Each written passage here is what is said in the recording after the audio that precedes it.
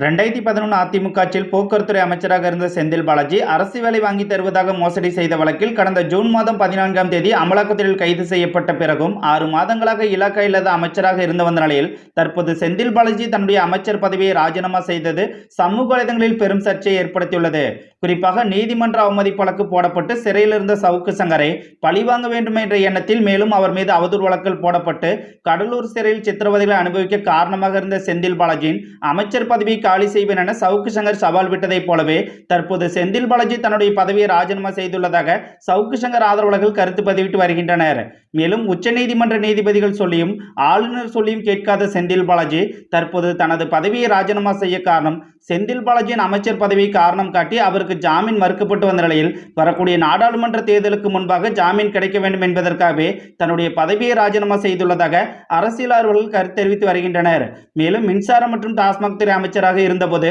ஏழை எளிய மக்களிடம் பாட்டிலுக்கு ரூபாய் 10 கூடுதலாக வாங்கி கரூரில் ரூபாய் 300 கோடி மதிப்பில் சொகுசு மகளா கட்டிய செந்தில் பாலாஜி தன்னுடைய அமைச்சர் பதவியை ராஜினாமா செய்திருப்பதை நெட்டிசன்கள் கொண்டாடி வருவதும் குறிப்பிடத்தக்கது. மேலும் 6 மாதங்களாக இலாக்கா இல்லாத அமைச்சராக இருந்த செந்தில் பாலாஜிக்கு வழங்கப்பட்ட சம்பளம் யாருடைய அப்பன் வீட்டு காசு என அமைச்சர் உதயநிதி பாணியில் பல தரப்பினரும் கேள்வி எழுப்பி வருகின்றனர்.